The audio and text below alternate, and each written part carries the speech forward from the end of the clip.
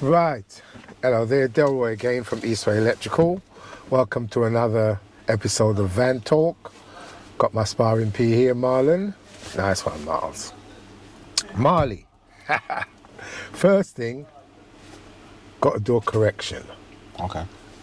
I gave out wrong advice. Well, no, I wasn't giving advice. Sort of, is it one, this is just us talking. I'm giving information to you probably, and people who are watching. Remember, you asked me about, it was a few Van Talks ago, I think, about taking a socket from the fuse, connected it in with the ring, and just coming out a socket. And I said, I don't think that's good practice, or you may have to reduce the fuse to a 20 amp or something like that. Do you remember that?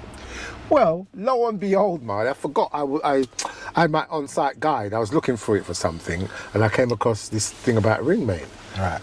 And it showed me, I meant to bring it, I thought I'd put it in my bag, but it's not in my bag. I was going to bring it to show you. You see it, where they've drawn the ring circuit, and you can spur from here, you can spur from a socket, put a junction box, you can spur. But then there's one coming directly out the fuse, just like you asked me. So you can do it, because I thought you weren't, well, I didn't think it was really, I just thought it wasn't good practice to bunch cables at the fuse board. But you know what it is, Miles? People like me of a certain age, right? Over the years, there's a lot of urban myths in the electrical business. If you don't pay attention to the regs on the on-site book, if you just go on what you've been told over the years, there's lots of things that you get right. For instance, think about it, Miles. All the houses you've been in since you've been alive, right? Properties, whatever. How many of those houses is there a switch in the bathroom? Isn't it always a pull switch? 100%. Always. If there's a switch, It's a pull always switch. outside the bathroom. Outside the bathroom or a pull switch. But it's in the regs. It's been in the regs for ages. You can have a switch in the bathroom, depending on how far it's from the bath.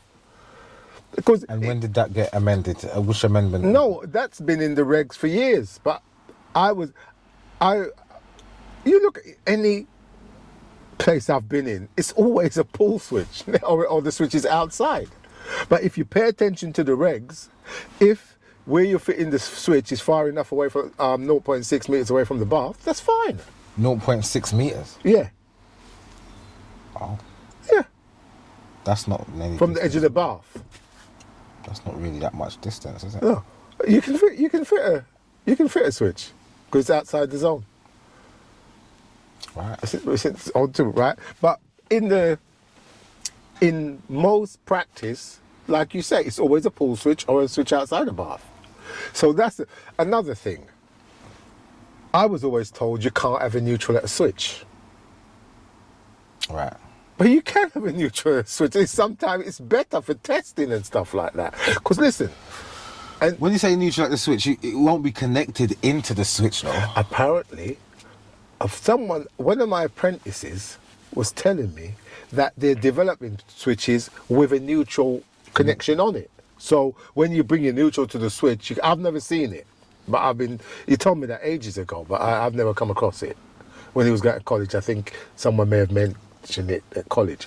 But I only found this out in the mid-2000s. Because when my apprentice that used to work with me, Joe, he was working for someone else, working on a big site or something, and I was speaking to him once. I don't know if he phoned me or I phoned him, and he was saying, "Dale, on this job, they're wiring the neutral to the switch." And I said, "Oh right, I didn't." And he goes, "When he said to them, you're not supposed to do that," they say that's old school, and it is old school. And But it's them type of things there. The neutrals will be in a connector block or in a Wago or something. Yeah. It's not going to be connected into no, at the switch position. Yeah, at the switch position. You're not supposed. I was always told you're not supposed to have a neutral at the switch, not connected to the switch, but just at the switch position. Yeah, Okay. right. That's what I was. And the amount of times when I'm doing wiring, it would have been easier to bring the neutral to the switch, and I've gone all around to avoid having the neutral to the switch because I thought that was it. It's not until, funny enough, when that apprentice told me, it wasn't long after that I had my inspection. And I said to my inspector, can you have a neutral at the light switch? And he said, yeah, yes, you can. And for years, I didn't know that. To be fair, I've been wiring the neutral to the switch for a while. Yeah, but what I'm saying is, like I'm saying, older spark is, that's the urban myths in this business. It's easier for testing purposes as well. Yeah, one of the urban myths in this business, all these sort of things, there's lots of things, you know, that word of mouth, Chinese whispers as they call it, and it's not true. If you pay attention to the regs, that's why the on-site guide and the regs refer to that. And if someone says to you, you can't do this, because I remember once you were saying to me that when you was doing connections, you were bending it over like I taught you, and some geezer on site, the foreman was saying, don't do that, or if you do that, you'll get a sack or something. Really? Yeah. I cannot believe that. I cannot believe that. That was when there was a amendment. That's when there was an amendment. I think it was the 17th amended. And he said, and I said to you, tell him to show you in the regs where it says that. Yeah. It's not a rubbish. He actually didn't. No, but he can't. But yeah. He can't, because you're making it mechanically sound. That's what you're doing. And when you do a connection, it should be mechanical. But that's when you're on certain people and you do something that you know is right, or even, and they say, no, you can't do that.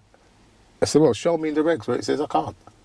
To be fair, I would say it was a thing of, that was going on throughout the job, which was a big job.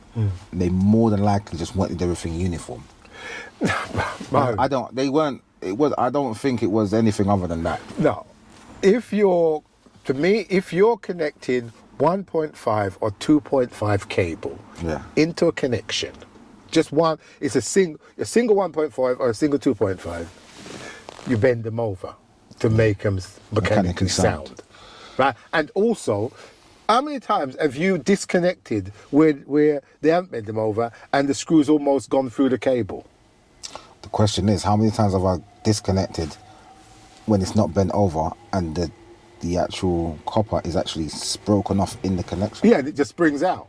Yeah. So what I'm teaching is, I've been taught that from I've taken off the socket, switch, whatever, and basically it's not terminated because that's broken. No, honestly, it seems like there's very few sparkies that do it, because to me they're not taught properly. Because if you're putting, in my opinion, if you're putting a single 1.5 or a single 2.5 into a terminal, bend it over, make it more mechanically sound, and you're less likely to go through the conductor with the screw.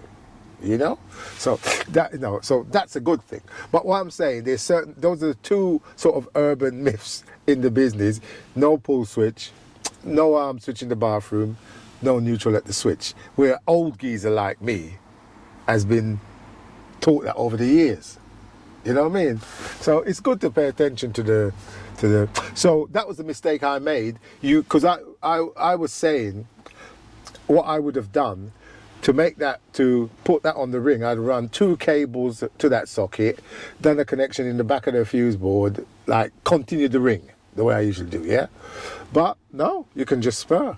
It's just, there's nothing wrong with it. It's there in the on-site guide. So, slap on the wrist for Delroy the Spark.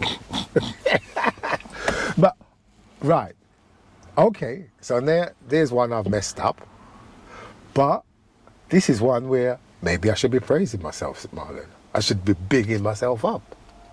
What have I been banging on about, mate? When it comes to fitting RCDs or RCBOs, what have I been banging on about for years? When you're fitting a new fuse board, what do I say you should fit? What, Crabtree? No, not the type of fuse board. What are you talking about? Split board or RCBOs. Oh, right, yeah. For years, I've been banging on split fit RCBOs. Right, exactly. Right? Especially every job that I've done in the recent, since I don't know how long, but past few years, because of your recommendation, I've always put RCBOs. Right, especially if the place if it's the landlord lives abroad or lives in Southend or Wales and you're in London, and you don't want aggravation, something trips. Nothing wrong with the split board. If you do a good installation, everything's nice, nothing wrong with the split board. But it's what you're going to you plug in or whatever you're using. Your installation may be sound and fine, nothing wrong with it, but it's what you're using on it, plugging something in that's got a fault and it trips. Like say a toaster or it's always a toaster, a kettle, an iron, fridge, even a coffee maker. Them things always trip. It's always something to do with the kitchen usually, right? So, and obviously if you don't connect the light fitting properly and it touches us. Anyway, so the installation may be beautiful and fine, nothing wrong with it whatsoever, and those split boards will work for the rest of no problem, but it's what you're using in it might develop a fault and then gives you trip and you lose half your circuits. And your landlord now, you're living in bloody Scotland, you got a flat in Southwark, your tenants phone you up, we've lost all our power. Now you've got to rush out, pull an electrician out to go round and just reset the RCD because they don't know why. So for a landlord, I always say that to but the thing is, Miles, whenever I go to a property, it could be a brand new block of flats or whatever, or a brand new house they put in a new fuse board. It's always split boards. Why do you think that is? Well, I think what I do, I explain to the client what I'm doing, why you should split a split board, and most of them are amenable to it, especially landlords when you explain to them. Because I had a little, your brother Omari, he done a little video for me, and I think it may have been on TikTok or something, I'm not sure, but you send it to the landlord and say, look, this is if you've got a split board, this has got an RCD. This one costs more to put in, right? But in the long term, it saves you. You don't have to call out emergency electricity. Because you think about it, if, say, for instance, your client has plugged in and upstairs socket's not working, but all the rest of the sockets are working, he can put up with that till the next day. But if all his sockets goes or upstairs lights and sockets goes, they want you out straight away, you know? So, you know, it's better if you got an RCD. But my question to you is, you said you go to places and that's what you find in a new build or whatever. You see split boards. I'm saying to you, why do you think that is? Not when you go and do it, when you go and find it, why do you think you find that instead of RCBOs? Because maybe it's cheaper. Exactly. Cheaper. There you go. The person installing it, they're gonna more times than not. I'm not gonna say every single time, but more time than not, they're gonna look for the cheapest alternative. You're not gonna see. You're not gonna see a Wirelex board or a Crabtree board or a slider board. You're not seeing those boards there. You're gonna see any generic board, any name that you like. What kind of board is this? And you're gonna see split. You're right. There's reasons for it. It's just a cheaper option. Right, because I've been out to lots of faults where those boards are. Right. So when you say to them, show them a nice slider board. Lovely RCBOs. Slap them the price. And then they go and do their research and they see another board that is supposed to do the same thing. They split. And it's basically half of that price. What do you think they're going to choose? You just got to think about it. But once you, as someone who cares when you're an installer, when you're installing your work and you care about what you're doing, once you explain, you're going to be more than likely to explain to the client why this and why that. And once you explain that, the client will see the benefits and then make a judgment call on with that. But fair enough, but the reason why I brought this topic up, why I'm bigging myself up, well, I'm sure I'm not the only one who said you should fit them. But I mean, you know, I've been going on about it for years. I've explained to several landlords why it's better for them, and they usually agree. But with Amendment 2, I think they're moving that way. Right. In Amendment 2, they don't want too many circuits an RCD protecting too many circuits. yeah. I haven't looked into it in depth, but I understand that's what's going to happen that's what they're saying in the Amendment 2. Because I think, Marlon, I mean, we'll talk more about Amendment 2 in a while, but yeah, so they don't like the idea of too many circuits on one RCD. And the way to overcome that is RCBOs. RCBOs. And furthermore, Marley, there's going to be very few sections where you can't fit, where you are allowed to fit a socket not protected by RCDs, because in previous regulations in commercial properties, office, industrial properties, you can get around it by this risk assessment business, and if you've got what they called it, instructed person. Because, for instance, Miles, you're working in the office, and I don't want no RCD protection because I don't want all my computers tripping on it. So I say to you, Marlon, this is what you do. When you're doing it, plug your socket in, switch it on, blah, blah, blah. This is how you use it. I'm not sure if that's what an instructor do. But then you are then an instructed person because you've been instructed. So I don't have to fit an RCD for that circuit. But now what they're saying is, nah, mate, we're not worried about you losing. We're not worried about you losing data or whatever, financial whatever in these institutions. We're worried about the person, the human being using that socket. So you have to fit RCD protection. And if you don't want nuisance tripping, fit RCBOs. Because they call it unwanted switching or neutral or nuisance tripping. So when you have one RCD with a bank of circuits, most of them circuits, one fault on the circuit, and it trips all that. They want to avoid that. Right? So what they're saying, further, you use RCBOs, right? And I think that's the way it's going to go in the end, Marlon. But we've been kind of seeing that. We've been detecting that. Yeah, well, I've been doing it. That's what I do all the time, fit RCBOs. And I quote for RCBOs. And I don't get a lot of the quotes back. because next man quotes. Okay. Anyway, yeah. So I was wrong in the first thing, but I'm picking myself up now. Well, swings and roundabouts. Eh? Yeah, no, right. Another thing, Miles.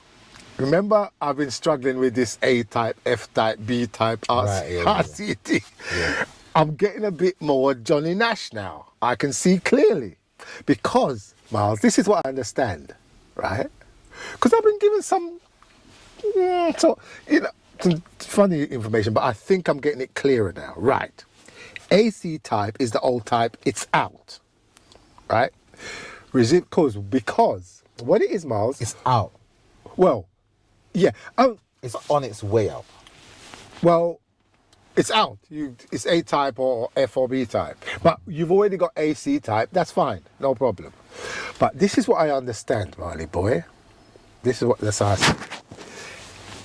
Because of the amount of electronic stuff we're having in our houses now, LCD TVs, electric boilers, even gas boilers, got anything with electronic components, they produce DC current while they're working, yeah?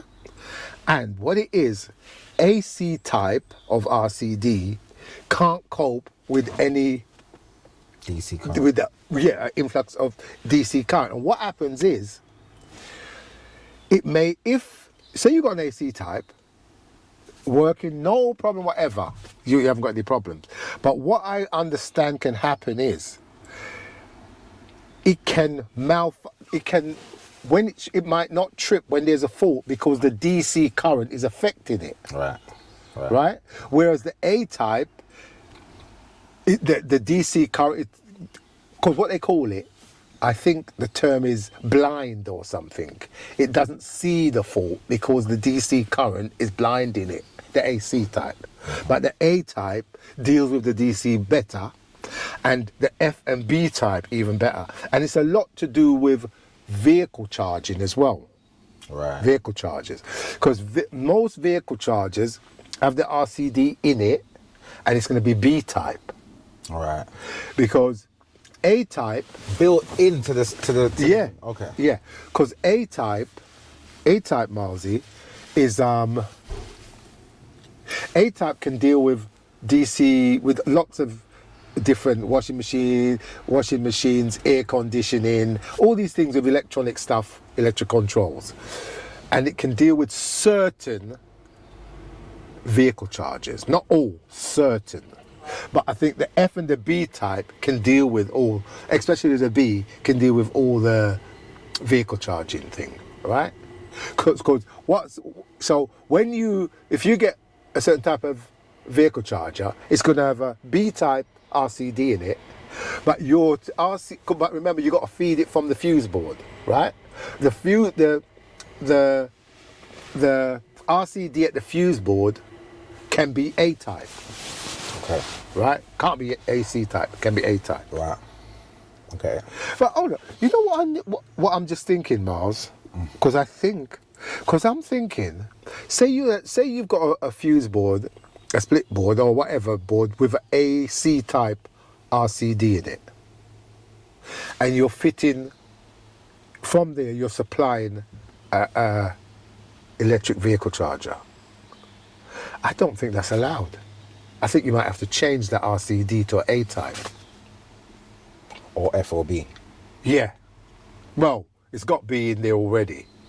But if you change it to a B, that's not a bad thing, is it? No, I don't think so. And if you change it to a but F, I it's can't not a say bad for thing. sure. No, it will, because no, I don't think it was. I think F, yeah. What you said was A Yeah. deals with DC better than AC. Yeah. But F and B deal with it even better than A. Yeah. So, I had that diagram. There's a diagram that tells you that if you've got this type of RCD here, you can have this type up there. I think you can have A type, but you can't have AC type. Okay. It's the car charger. Yeah. Okay. So there's going to be a lot of you can just change the RCD in a board. You can just change the RCD. Yeah, you should be able to. Not like having to change the whole board. You can just change the RCD. Yeah, you should be. Yeah. RCBOs, will they have that type as well? A, F, and B type RCBOs. Must be. I know that the ones that I buy is A type. Right. But you know what? Have you seen AC type RCBOs? Yes. Now that I know about it, You've looked and seen it. yeah, the old type. Yeah, and the thing is, you'll see it's got just a wave on it. AC has got a wave, And another. and then wave it's sort of around. like 2 humps underneath, Yeah, and then the other one varied. But the thing about it, Miles, it's only, I would say, since I've been watching these webinars, because they talk about selecting. I just used to go and buy these things. I never knew, because I was confused with this A type. I didn't know about the F and B, but this A type, they kept banging on about this A type RCBO, and I didn't fully understand it. So right now, we don't fit AC type RCBOs. That don't get fitted anymore. It has to be A type at the very least. You don't fit AC type anymore. I don't even know if they make them anymore. I'm not sure. I don't think so. Okay. Right? Yeah. Well, so yeah. I'm not 100%. You see those RCBOs, like the miniature ones. Yeah. So the ones before the miniature ones, Yeah. they more than likely would have been AC types. Probably. But these miniature ones now, Yeah. they're always going to be A Hey, type. ever since at the very least. ever since I've been buying these miniature ones, it says A on the box, and I didn't realize, I didn't fully understand what that A meant. Yeah. It's just now that I've understood. Yeah. Because I didn't, I've heard about all these things, but I didn't fully understand it. I'm just understanding it now. Yeah. Well, that's it about the RCDs. I've got more of an understanding. What about you? Yeah, I got a better I understanding. understand that there may be more to it, but I've got more understanding about it now. But the thing is, if you've got AC, again, the part that I'm not fully aware, if you've got AC stuff, AC RCD in your house, and you've got all this electronic stuff, nothing may never happen. But the only thing is, like I say, that blinding thing. It may, if too much DC goes into the AC, it may not recognize when there is a fault on the circuit and trip when it should do. So Yeah. that's one of the consequences, I think. Yeah. I get that. Yeah. Okay. Another thing, Miles, with the new Amendment 2, is this AFDDs, arc fault detection device. Okay. Yeah. Now, care homes, HMOs, houses of multi-occupancies, student accommodation, especially built student accommodations, and tower blocks above a certain floors, sockets, you have to fit AFDDs. But Miles, tell me something. If I said to you, I recommend you do that, what would you think? If I say I recommend you do it, do you think you have to do it, or? No, I don't think I have to. No, because it's a recommendation, isn't it? Right. Right, because in the regs, it recommends it. But, however, I haven't looked at because I haven't got my new regs book yet, but apparently there's a table in there that tells you recommendation means you should. Right. This is the thing what I don't like about the regs. Go on, Miles, because I think we're thinking about the same lines. The wording is just... Yes. It's just horrendous. Yes. It's like it tries to trick you or something. It's like we're trying to trick people. We're competent electricians. We know what we're doing, obviously. Why are you trying to trick us? No, it's not. I don't think it's just the language. It's like, you know, lawyers in their things. They speak in a certain language. This isn't law. This ain't law. This ain't doctrines. This is electrical installation. Let's just keep it simple. Maybe, you know what, Miles? Let's just get to the point. You know what they should do? You know what they should do? Have you ever heard of what do you call it?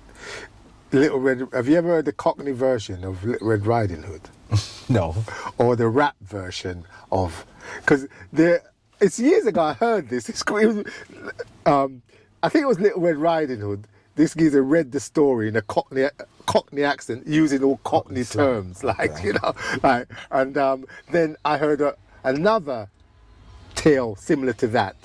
What do they call them? Them sort of nursery rhymes? No, not a nursery rhyme. What do they call them? Sort of fairy stories. Fairy tales. Yeah, in a rap term, using all rap. It's hilarious. Maybe I should write my own regs. Yeah, maybe. And I say, AFDDs, you gots to fit it. You gots to. Yeah, I heard that. Right. I mean, if it's a recommendation, if a recommendation means that you should, why is it a recommendation then? It's not a recommendation. It's not a Yeah, well, it's an instruction now. It's not a recommendation. Apparently. It's an instruction. Okay. But further down, we're going to come to requirement. Right? Requirement. No, hold up. When we get to it, we'll talk about requirements, right? But if something is recommendation, that means you should. Apparently, the new regs.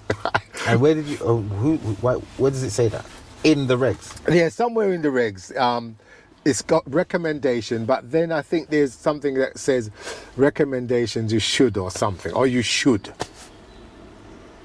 If it's recommended, you should do it. Right. That's what I think it means.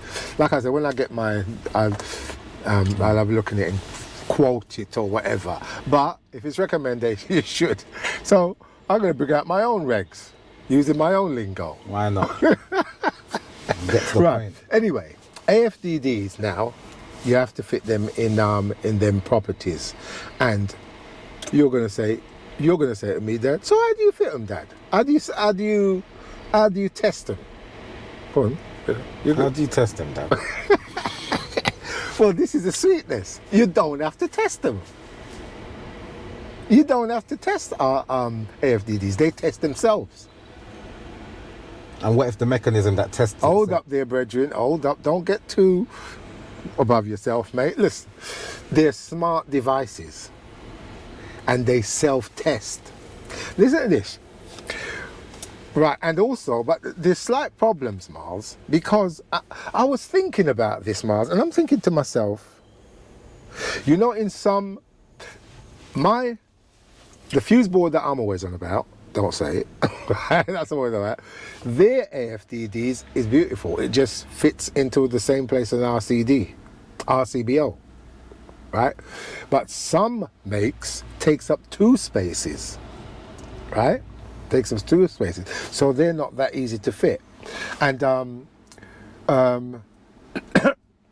this is, talk about smart device, Miles. These ones, they say it detects an arc fault. 1 light comes on. So it tells you, look at it, there's a light on it, flashing light or something, and 1 light means there's an arc fault. 2 lights mean there's a short circuit or something. Third, 3 lights mean there's an earth fault. So it's easy, it's even easier. It just fits like it's RCD combined. RCBO and AFDD combined. Wait, RCBO, not MCB, RCBO and AFDD combined. Yes. Okay. And you only test, once you test, like every time you switch one of them off, when you switch it back on, it's self-testing. The AFDD part of it is self-testing. So it's constantly self-testing, and you don't have to test them. You know what I don't like about anything that has too much to do, Yeah. is more likely to have a fault. Yeah, I know what you're saying. Obviously, it was working brilliantly now, but 10, 20 years down the line, those things, are they still going to be functioning as good as they're supposed to be functioning? Well, the thing is, Miles, what you have to remember, when I was testing, first of all, I had that Robin set. You had insulation resistance tester, loop tester, and what's the next one? Loop tester, and there was 3 of them. Yeah, it was 3 of them. 3 of them. But now I've got them all in one. So it's the same sort of thing, Miles. It's better. We'll see. Well, we'll might see. not We'll be. see in Yeah. the long run. No, We'll it's see. not necessarily better, but I think with the testing device, the testing device is big, so it can accommodate everything. And RCBO, MCB, or AFDD, they're like small devices. yeah, it's like if you got. Do you remember them old record players where you got the turntable, the amplifier, all in one?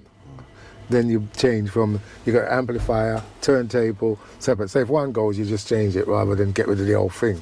I suppose that kind of thing. But anyway, yeah, the AFDDs. Wasn't it insulation resistance was the 3rd one? What was it? It's continuity tester, loop tester, and what was the other one? RCD tester. RCD. That's it, yeah, that's it, yeah, that's it. So all separate. I still got that. Maybe I should show it to the people because some of them like to see old stuff. But, you know, I suppose a 19-year-old kid, that is old to him. But to me, it was, yeah, it's even old to me anyway.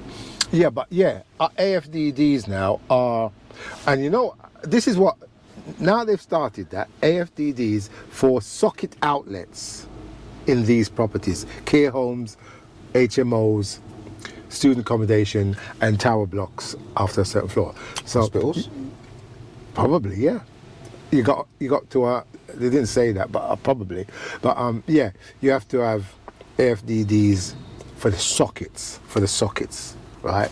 But you can see that in further amendments, it's going to come. You're just going to have to fit AFDDs. Definitely, that's what's going to happen because that's how the things usually go. That's how RCD started. And now it's every circuit's got to be an RCD protected. RCBO.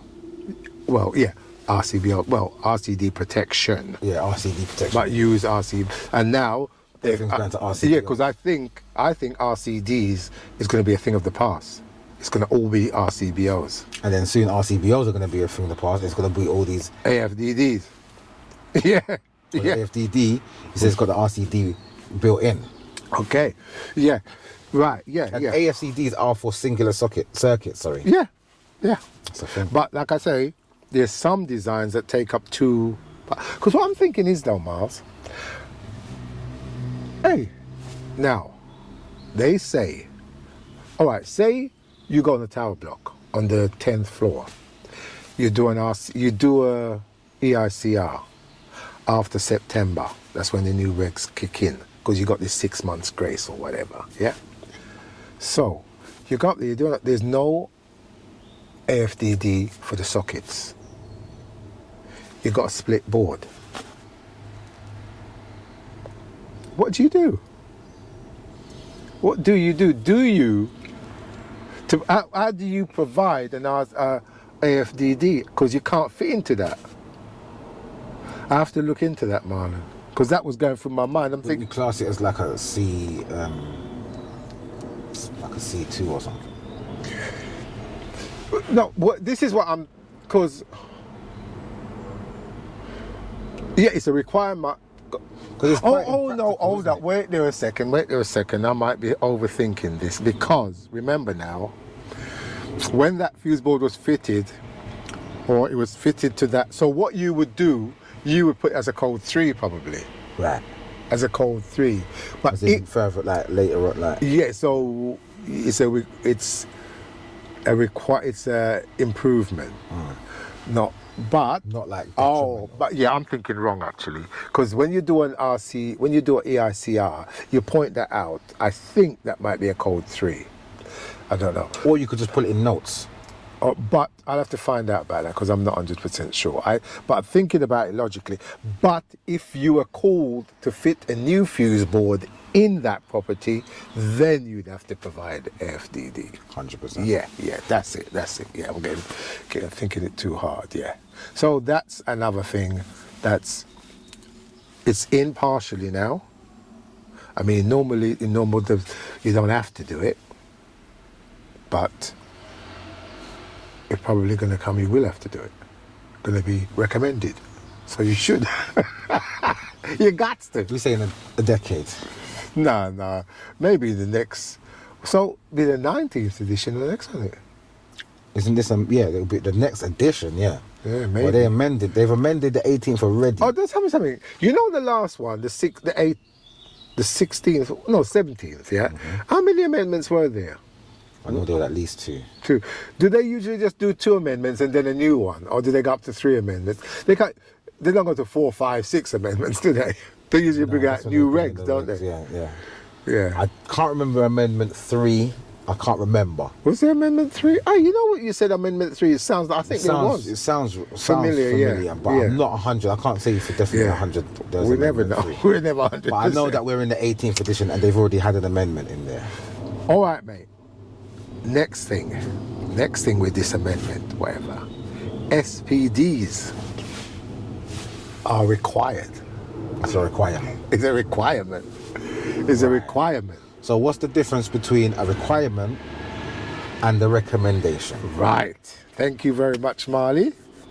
Now, you call me in to fit a fuse board. You want a new fuse board fitted.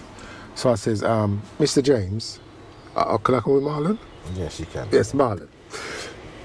With fitting this new fuse board, according to our regulations, we are supposed to fit an item that's called an SPD.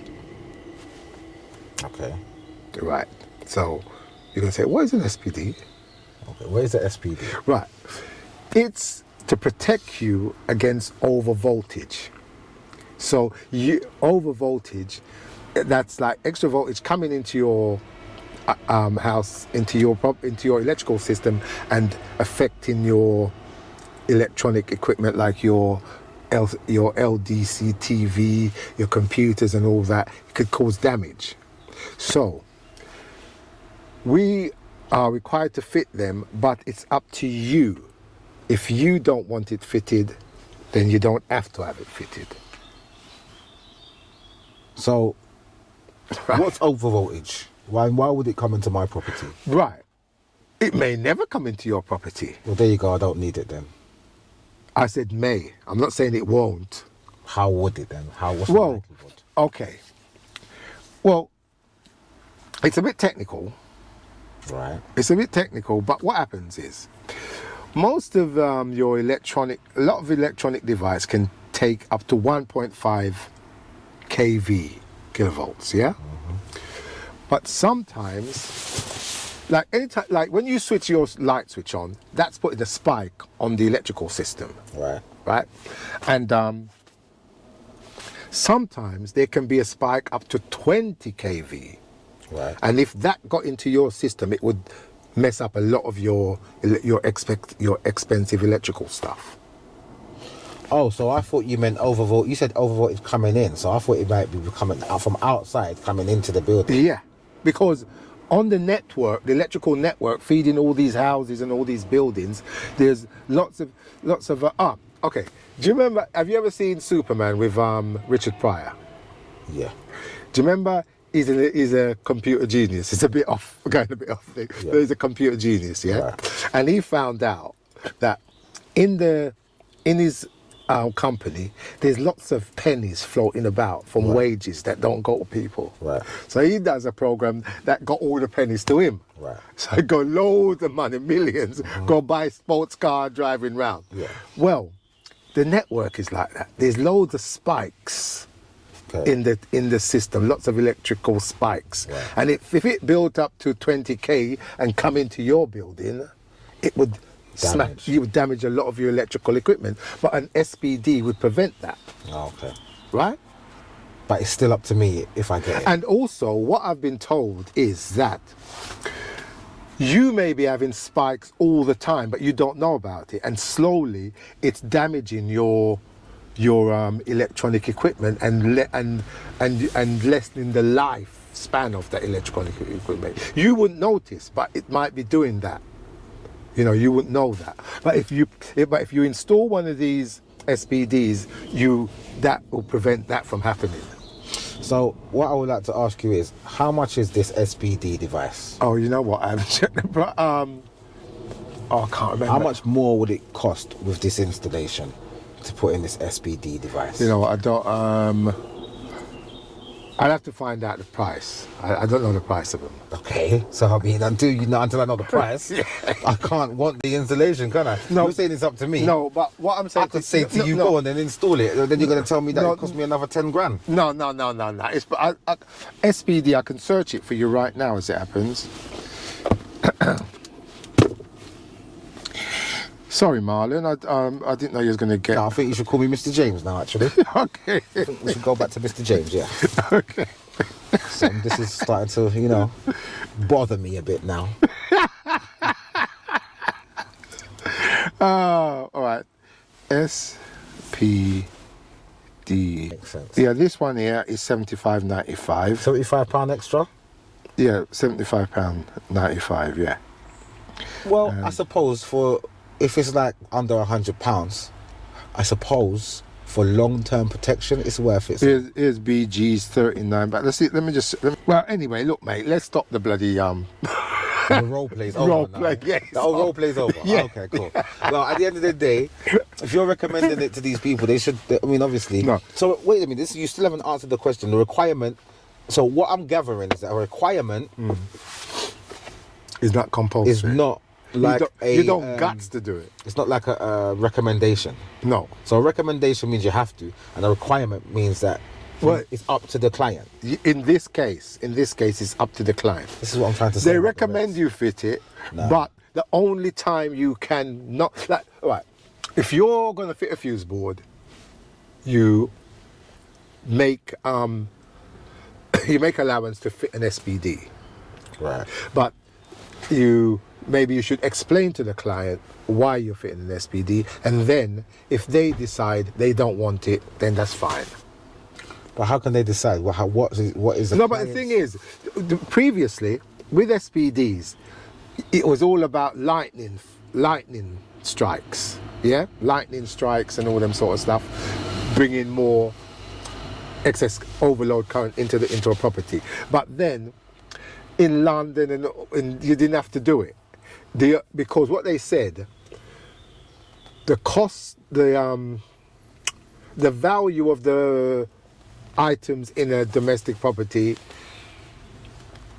wasn't really worth protecting with something like that. I can't remember the full term, but it was depending on the value in a property. And who determines what if it's worth protecting? Well, they were saying what in a domestic property, the value of what you're protecting, it may not be worth it. But in a business like with loads of computers and stuff like that, It is, right? But now it's changed. It's saying you should fit it, but the only time you don't have to fit it is if the customer decides, no, I can do without that. Now, my question is, how can the customer know that? When they're not an electrician, they Well, don't that's know. it. They leave it to you as the electrician to explain to them. The thing is, But once you explain it to them, what you explain to me, I might be able to comprehend what you're saying, but a client might just... no, but what you have to do is... I think, like you say, one of the most important things is the cost. How much extra is it going to be? Right. So you'd have to say to the client, look, if I fit an SPD, this is how much it's going to cost. This is how much the installation of the fuse board is going to cost. Without it, this is how much it costs. These are the benefits of having it. These are the disadvantages of not having it. And the disadvantage is that you with a big inrush of voltage, it will damage your electrical equipment, and your equipment may get damaged over the years slowly and lessen the life of it without you knowing. So you see, with all these people, whoever recommend that we explain to the client, they don't work out in the field. They just don't, because when you're trying to explain something to a client, they're just thinking that you're just trying to get more money out of them. It's just simple as that. So all this explaining to the client business makes no sense because the client is not electrically competent to understand any explanation. When you're saying things like influx of voltage coming into your property, they're thinking this guy's just trying to sell me something. But I think so. In that sense, there, me personally, if you are required, you know what I will do, Marlon. What I will do, I will get something in writing in simple terms, explaining if you have this is having an RC, this is when you have a SPD. Without an SPD, this could happen, and send it to them. They read it. And I'll put any question, please get back to me. So you don't think much of this explanation business to the client? Absolutely not. Okay, mate. Okay.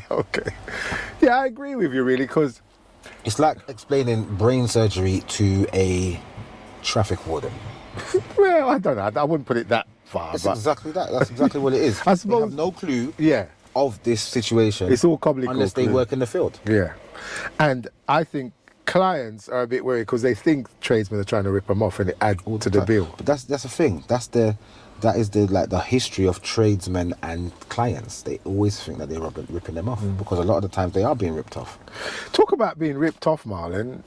So anyway, that's with the SPD. But as you mentioned being ripped off, word on the street is that women are the most ripped off people. Tradesmen rip women off a lot. Have you ever heard that? Yeah. Oh, you've heard that? Yeah. Okay. But the thing is, Miles, the funny thing is, with me, maybe it's an age thing. I don't know. But whenever I'm dealing with women, I'm always sort of extra helpful, cautious, try and put them at ease and anything, and explain things to them thoroughly. Right, whenever I'm dealing with women. And actually, yeah, so and then I heard that someone said that women tend to get ripped off by tradesmen. I think that's terrible. 100%. Why would you just want to rip a woman off? And I've heard some bad stories actually about where tradesmen have ripped women off. Yeah. Charging them loads of money for rubbish and, it's not good and not doing the job properly. It's terrible. I don't think you should do that to anyone, much less, why would you do... Well, you as an individual are going to have your way of thinking. People, like tradesmen in general, we give ourselves a bad reputation. Yeah. I mean, I don't trust builders. There you go. I don't trust builders. I don't trust builders. But it's sad. That's a sad thing to hear when ripping off women. It's reality, though. It's what is happening. It's what goes on out there in the real world. I don't know why. Well, talking about women, Miles, what I was going to, the young women, young working women, I find over the years have been my favourite people to work for. One, not my favourite, but one of my favourite. I'll tell you for why. they're always organised. Back in the day, when you used to take checks and stuff like that, whenever you do a job, they're very organised, got your check ready for you, you know. And yeah, I find it, over the years, young working women are, I find, very good to work on. Tell you the type of women I find difficult to work for? Business women. Does that make any sense to you? Yeah. I'll tell you, some of them are ball breakers, as they say. Nah, over the years, business women, they put me off a bit. It's a delicate subject to touch. Yeah. At the same time, I do find that it seems like they come across like they feel like they have something to prove. I don't know. Which I don't think is necessary, but I don't know. It's what I've found. Now, I'm just going by From my little experience, from my little limited experience. Over the years, it seems like when I'm dealing with business women, a lot of it, not all of them, obviously. Never everybody's not all the same. But whenever I've had trouble with female clients, it's usually a business woman. You know? I don't know why, but young women, you know, young working women, you go and do a job for them, and there's something about them. They're always nice, always got your cash, your money ready, nice bank transfer. Oh yeah, they'll do it. They're organised, very organised. That's what I find. You know what I find as well? They like to organise their property to accommodate you. Okay. Like say if you say, you know, I need that moved and I need that exposed. So you understand what I'm talking about? You find the same thing, young women. Okay. You say, you go to them, you assess the work and say, right, I need that exposed, I need to get to that point, I need to get to this point, blah blah blah. More times than not, when you go there, they have it all ready for you. Where the other side, men now, they're just like, oh yeah, I'll get it done. And then you come now, they're like, oh yeah, I'll do it now. And then they're trying to do it. But you know what I always find as well, Miles? I don't know if you find, when I go to a job and there's a couple, the woman is the one in charge. They're the one that deals with you. These new age couples. Yeah, young women, yeah. They're the ones that deal with you. Yeah. Right? And the man is probably in another room, probably on the computer Marlon, I'll tell you what, watching the TV. Marlon, this is more than one time this has happened. I've gone there working for the woman. The woman was pregnant as well. And the woman, right? She was hilarious. She was getting up the ladder. The woman was pregnant. I'm there like this round the ladder, sort of guarding. She because she wanted to see something. And I said, "Well, are you sure? Barefoot as well. Come on, ladder." I'm there like this, saying just in case she falls. She was on, and I was working there for about 2 days. One day I see this geezer walk out this room. He's been there all the time. I didn't even know he was there. He'd be there the whole time. He's like, is the workman's coming around? I'm going to shut myself in this room. You sort it out. Yeah. I don't agree with that at all. No, but... Maybe I'm chauvinist. No, hold up. No, they're fine. I love working for women. No, not that I don't agree with working with the woman. That's fine. I don't agree with the man allowing that. Like, I'm not going to be in a place with my woman and the workman's coming and I allow... Like, the other day, they had to come to take the washing machine and fit another washing machine. Yeah. And I was out in the morning. Right. And so she's like, yeah, they're coming at this particular time. And I'm like, right, I need to get back for that time. She's like, no, don't worry. It's me, no. I need to be there. Okay. She's like, no, don't worry. It's me, no. I need to be there. And I got back in time. And I'm like, right, I'll deal with it. You don't do whatever you've got to do. Well, the thing is, man, I know but that's just me. The majority of jobs that I go on with couples, the woman she's the one that deals with me all the time. But I'll never forget that one with the woman. The woman's pregnant. I can't lie. I don't want no man dealing with my woman anyway. Oh, that's okay. just me. In that sense, you don't need to talk to my woman. If it's something to do with, as I said, if it's something to do with something like boiler change, boiler check, washing machine changing, any work that needs to get done in the house, and I can't do it, you've had to call someone in. They don't need to deal with you. Bloody hell, man! Come on. No, because You're a caveman. Yeah. Okay, I'm a caveman, but you know what's not going to happen? You're not going to rip off. You're going to do a good job, yeah? because I'm going to be watching, and you're not going to rip us off. Oh, because all it's gonna right. be me. Okay, it's about the So ripping off thing. you're not going to be trying to pull a fast one here and there. Okay, You're going to see me and realise that, yeah, you better do things properly. Okay. Yeah. Okay. You can call me a caveman all you want, but you're not ripping off this house. That's not going to happen. But you know, Mars. Again, I've had a little occasion with a young woman. Went to do a job, and she was a bit dodgy actually, because I was something was wrong with her downlighters, and she goes, "Oh, can't I change them?" So yeah, I said that's easy. I showed her how to do it, and then there was a problem. I had occasion had to go back up there, and then she was talking about fitting the lights. I said, "Yeah, but you was going to fit them," and then we didn't get into any argument. But then she got all distressed and started, and me like an idiot. You're gonna laugh. The woman put on this. You know when you're talking and crying. And I said, "Oh Jesus!" I went just like this. I said, "All right, look, I'll just do it." So I just changed the two, fitted them, and then when You got manipulated, man. But then when She manipulated you. so bro. when I got out, I thought, "Hold up, that woman, she pulled a fast one on yeah, you, bro. do you remember that time up the East End? Something like that happened once. It was me and you together, and I can't remember what happened, but I don't think it was to do with our work. And this woman, she was quite a woman. She was probably in her 40s or 50s. Because she was a Mark Bolan fan. I think she was probably in her 50s or 60s maybe, and she burst out crying. Not to do with us. Something happened, and she burst this big cowboy. "Ah!" You know when someone I was there. Yeah, you were there, and then I probably just walked out. no, hold up. She started bawling, and then the next minute she was like, crocodile tears and all of that. yeah, that's it. Listen, I'm not about. You see, when I see all of that, Yeah. I just say, oh, okay, when you could pull yourself together, call me back. But- we can discuss. but- I'm not going to be there and entertain all of that. But that particular person was crying. It was nothing to do with us. It was something. I think she had a conversation of the phone or something. But she's all of a sudden started this big cow bawling, and the next minute was like nothing happened.